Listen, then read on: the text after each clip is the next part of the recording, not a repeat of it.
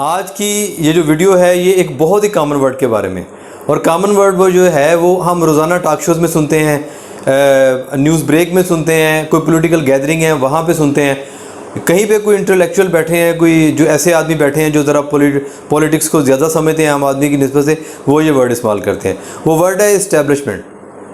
इमरान खान साहब बात करेंगे, वो कहेंगे जी इस्टेब्लिशमेंट जो है हम उससे रिक्वेस्ट करते हैं कि वो ये मामलात करें। हमज़ा शहबाज से उनकी बात सुनते हैं तो वहाँ पे पता चलता है कि इस्टेब्लिशमेंट जो है वो अंडर डिस्कशन है। मरीम नवाज़ उसी की बात करती है, फजलुर रहमान उसी की बात करता है। मतलब जितने भी बड़े पॉलिटिकल जो फिगर्स हैं वो इसी के बारे में बात करते हैं कि अगर इस्टेब्लिशमेंट चाहे तो ये होगा, इस्टेब्लिशमेंट ना चाहे तो ये होगा, इस्टेब्लिशमेंट को अपना किरदार अदा करना चाहिए, इस्टेब्लिशमेंट को ये करना चाहिए, इस्टेब्लिशमेंट को वो करना चाहिए। तो ये आम आदमी के एक ले मैन के माइंड में ये क्वेश्चन अराइज़ होता है कि ये आखिर इस्टेब्लिशमेंट है क्या। हम जब इस्टेब्लिशमेंट से मिलना चाहें तो इसका ऑफिस किस जगह पे है, ये कौन से ब्लॉक में है, कौन सी स्ट्रीट पे है, कौन सी गली में है, किस सिटी में ये रहते हैं, कि हम वहाँ पे जाएं, हम डोर नॉक करें, बेल दें और इस्टेब्लिशमेंट वाले बाहर आ जाएं और हम उनसे बात करें कि जी ये आप ये कर रहे हैं, वो कर रहे हैं, आपको ये करना चाहिए, वो करना चाहिए, और ये क्या पैरामीटर्स हैं आपके। तो ये जो ऐसा क्वेश्चन है जो हर आदमी को बहुत ज़्यादा कंफ्यूज करता है। हर आदमी को इसका कुछ ना कुछ आइडिया तो है, लेकिन एक एक्यूरेट जो इसका कंसेप्ट होता है वो किसी के माइंड में नहीं। आज की इसकी वीडियो में हम आपको बताएंगे कि इस्टेब्लिशमेंट का मतलब क्या है। इस्टेब्लिशमेंट का मतलब ये है कि किसी भी कंट्री में वहाँ के जो डोमिनेंट लोग होते हैं, जो उसकी एलीट क्लास होती है, उसमें जजेस शामिल हैं, उसमें लैंडलॉर्ड शामिल हैं, उसमें वकला शामिल हैं, उसमें इंडस्ट्रियलिस्ट शामिल हैं, उसमें मिलिट्री के लोग शामिल हैं। ये एक बहुत बड़ा एक ह्यूज उनका एक हायरार्की है, जो लोग जो हैं वो इस चीज़ के जो इस लेवल को अचीव कर लेते हैं कि अपने अपनी फील्ड में अपनी जगह पे बहुत ज़्यादा नोटेबल पोजीशंस भी होते हैं, उनके हाथ में इख्तियार भी होता है, उनके हाथ में पैसा भी होता है, उनकी अप्रोच भी होती है, उनका इन्फ्लुएंस भी होता है, उनके हाथ में डंडा भी होता है, उनके हाथ में बंदूक भी होती है। तो ये जो चीज़ें हैं, बंदूक का, इन्फ्लुएंस का, पैसे का, इंटेलिजेंस का, एक बहुत बड़ा जो एक लीथल कम्बिनेशन जो है, ये इस्टेब्लिशमेंट है। इसको हम इस्टेब्लिशमेंट कहते हैं।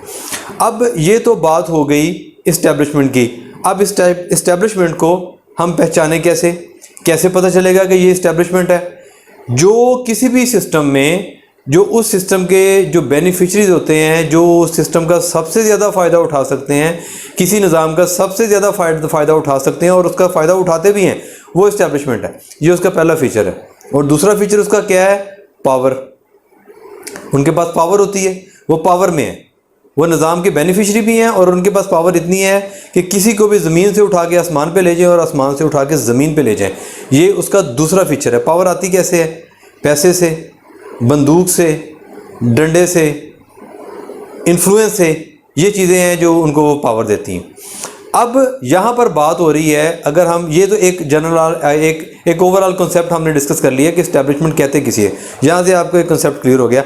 अब हम बात करते हैं कि पाकिस्तान में जब लोग इस्टेब्लिशमेंट को एड्रेस करते हैं, जो मीडिया पर्सनस हैं, जो पॉलिटिकल पार्टीज़ हैं, वो जब किसी भी जलसे में बात करती हैं और डिस्कस करती हैं कि इस्टेब्लिशमेंट को ये करना चाहिए, तो उनकी डिस्कशन से वो किससे मुखातब हैं, वो किसको एड्रेस कर रहे हैं। तो पाकिस्तान में जिसका जो सिनेरियो है, वो जिस चीज़ के गिर्द घूमता है, वो आर्मी चीफ़ है, और जो ISI जो चीफ़ है, ये यहाँ पर इस्टेब्लिशमेंट को डिफ़ाइन करते हैं। यहाँ पर पाकिस्तान में मुख्तलिफ़ जलसों में, मुख्तलिफ़ जगहों पे, मुख्तलिफ़ टॉक शोज़ में, पॉलिटिकल गैदरिंग्स में ये जिस चीज़ को डिस्कस किया जाता है, वो हमारा जो आर्मी चीफ़ है, वो कोई भी हो, हमारा जो ISI चीफ़ है, उससे मुराद है कि ये लोग जो हैं ये इस्टेब्लिशमेंट में। अच्छा, अब यहाँ पर बात ये आती है कि ये इस्टेब्लिशमेंट काम कैसे करती है, ये वर्किंग कैसे करती है। बात अगर हम थोड़ा सा पीछे चले जाएं, अगर हम हिस्ट्री में डिस्कस कर लें, तो 1947 में आफ्टर पार्टीशन, तो हमारा जो सबसे पहला जो कॉन्फ्लिक्ट था वो इंडिया के साथ था, कश्मीर के इशू को लेके। तो जैसे ही पार्टीशन हुई है, तो ये कॉन्फ्लिक्ट जो था ये एक वार जोन की शक्ल इख्तियार कर गया, और एक जो मामला थे जो वो बेहतर होने की बजाय ख़राब हो गए, और वहीं से हमारा ये मामला इंडिया के साथ बिगड़ने शुरू हो गए। ये हमारा आगाज़ था। इंडिया के साथ हमारा बॉर्डर काफ़ी सारा लगता है। उसके बाद जो रशिया और अफ़गानिस्तान की जो वार थी, वहाँ पर भी ये मामलात बने। वहाँ के मामलात ये थे कि जो उसने वो ट्रेसपास किया रशिया ने, और अफ़गानिस्तान में वो आ गया, और उसके बाद हमने अफ़गानिस्तान की जंग भी लड़ी, उनको सपोर्ट भी किया। तब हमारी प्रायोरिटीज़ और थी, अब हमारी प्रायोरिटीज़ और हैं। तो ये जो पूरा एक एरिया था ना, इसको ऐसे चैलेंजेस का सामना करना पड़ा कि जिसको टैकल करने के लिए हमें एक बड़ी मजबूत और तगड़ी फ़ौज चाहिए थी, और वो हमने किया। ये हमने अपने सोर्सेज भी इस्तेमाल किए, और जिन्होंने हमें इस्तेमाल करवाना था उन्होंने अपने सोर्सेज भी इंडल्ज किए, और हमने अपनी फ़ौज को एक बहुत तगड़ी फ़ौज की शक्ल दे दी कि जो जंग लड़ना भी जानती थी और बाकी चीज़ें भी जो थी, जो चैलेंजेस हैं उनका मुकाबला करने के लिए as compare to other nation जो है वो बेहतर मुकाबला करने की पोजीशन रखती थी। लेकिन इसका एक नुकसान ये हुआ कि हमने इस अपनी जो क्रिटिकल कंडीशंस हैं जो हमारी बॉर्डर्स में हैं, जो वार जोन को टैकल करने के लिए अपनी आर्मी को बहुत ज़्यादा ताकतवर तो कर लिया, लेकिन हमारी जो सिविल डिपार्टमेंट्स थे, जो सिविल ब्यूरोक्रेसी थी, उसको हमने कमज़ोर कर दिया। अब इसके लिए भी दो नैरेटिव्स लिए जाते हैं। एक जो मकतबा फ़िक्र है वो ये कहता है कि आर्मी की वजह से आर्मी को हमने इतना ताकतवर कर लिया कि उसने किसी और भी अदारे को अपना काम करने के लायक छोड़ा ही नहीं। उनकी जो इन्वॉल्वमेंट है मामलात में, मुल्क में, वो इतनी कम हो गई आर्मी की वजह से कि वो अपना किरदार अदा ही नहीं कर पाते। जो इसका काउंटर नैरेटिव है वो ये भी कहता है कि दूसरे जो अदारे हैं, ये जो पॉलिटिशियंस हैं, वो इतने निकम्मे हैं और इतने नालायक हैं और कुछ भी करने की अहलियत वो नहीं रखते, जिसकी वजह से आर्मी को ये टेक ओवर करना पड़ता है। अब ये जब सिस्टम चलता रहा तो आप देखें कि सेवरल टाइम जो है वो आर्मी ने टेक ओवर किया और कंट्री में जो थी वो अपनी मर्ज़ी की हुकूमत लेके आए, और बाकी जो सारे मामला थे वो आर्मी ने किए। अब इसमें जो सबसे ज़्यादा करने वाली बात ये है कि हमारी जो पॉलिटिकल क्लास है, वो कोई भी जो रूलिंग पार्टी है या जो अपोजिशन पार्टी है, वो बग़ैर इस्टेब्लिशमेंट की मर्ज़ी से, वो यहाँ पर एक जनरल कंसेप्शन है, मैं नहीं जानता, चूँकि मैं पॉलिटिकली मोटिवेटेड नहीं हूँ, मैं चीज़ों को इतना खैर नहीं समझता, फैसला मैं आप पे छोड़ता हूँ। यहाँ पर एक आम तासर जो एक जनरल कंसेप्शन ये है कि हमारी कोई भी जो पॉलिटिकल पार्टी है वो इस्टेब्लिशमेंट की मर्ज़ी के ख़िलाफ़ जो है वो हुकूमत में नहीं आ सकती, वो हुकूमत नहीं कर सकती। जितने भी प्राइम मिनिस्टर्स हैं वो इस्टेब्लिशमेंट के पास जाते हैं, उनकी मिन्नतें तरले करते हैं और बात करते हैं, उनसे डील करते हैं। कुछ डू एंड डोंट्स जो हैं वो उनके लिए डिफ़ाइन कर दिए जाते हैं, उसके बाद वो अपना काम करते हैं। तो ये एक जनरल कंसेप्शन है। मुझे नहीं पता, मैं इस बारे में अनअवेयर हूँ कि इस मामले में किस हद तक सच्चाई है या किस हद तक झूठ है। अब ये जो जलसे हैं, ये जो जुलूस हैं, ये जो धरने हैं, ये जो एजिटेशंस हैं, ये जो सिट-इन्स हैं, ये जो डेमोन्स्ट्रेशन हैं, ये एक ख़ास नैरेटिव है कि ये सारे बिल्कुल बेकार हैं, इसका किसी भी चीज़ पे कोई असर नहीं होता। अगर किसी का बहुत बड़ा सिट-इन है, किसी का बहुत बड़ा डेमोन्स्ट्रेशन है, उसका ये मकसद तो ज़रूर हो सकता है कि इस्टेब्लिशमेंट की नज़र में आ जाए कि भी इसके पास मैन पावर बहुत है, तो क्या ख्याल है कि हम इसको चांस दे देते हैं।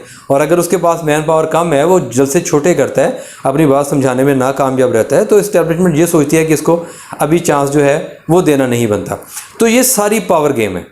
और पावर गेम जो है ये जो हमारे जो सोसाइटी के मतलब जो एलीट क्लास है, जो डोमिनेंट क्लास है, ये रूल करती है, यही बैठ के फैसले करती है, और यही नैरेटिव जो है वो ज़्यादा एक्सेप्टेड है, वाइडली एक्सेप्टेड है कि जितने भी हमारे मुल्क के जो फैसले होते हैं, हुकूमतें आती हैं जाती हैं, तो ये सारा इस्टेब्लिशमेंट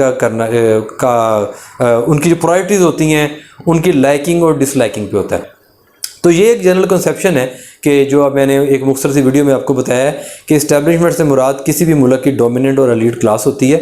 इसमें हर मकतबा फ़िक्र के लोग शामिल होते हैं जो एक पेज पे होते हैं और सिस्टम के सबसे बड़े बेनिफिशरी होते हैं, और ये इनका सबसे पहला फ़ीचर है। और दूसरा इनका जो सबसे बड़ा फ़ीचर है कि वो जो पावर में होते हैं, ये किसी भी निज़ाम में हो, किसी भी जगह पे हो, किसी भी टाइम पे हो, सिस्टम का सबसे ज़्यादा फ़ायदा इन्हीं को होता है। और पाकिस्तान में इस्टेब्लिशमेंट से मुराद जो लिया जाता है, जहाँ पर हमारे मीडिया पर्सन और जो लोग जो हैं ये जिस कुव्वत को, जिस पावर को, जिस अथॉरिटी को एड्रेस करते हैं, वो हमारा आर्मी चीफ़ है, हमारा ISI चीफ़ है, क्योंकि ये दोनों ऐसी पोजीशन होल्ड करते हैं कि कंट्री का पूरे मामला जो है वो उनकी ग्रिप में होते हैं, इनकी नज़र में होते हैं, और मुल्क की सरहदों की हिफाजत के साथ साथ मुल्क की नज़रियाती सरहदों की भी हिफाजत करते हैं, और अंदरूनी और बैरूनी जो ख़तरात हैं उनका मुकाबला करने भी सलाहियत रखते हैं। तो ये एक छोटा सा कंसेप्ट था।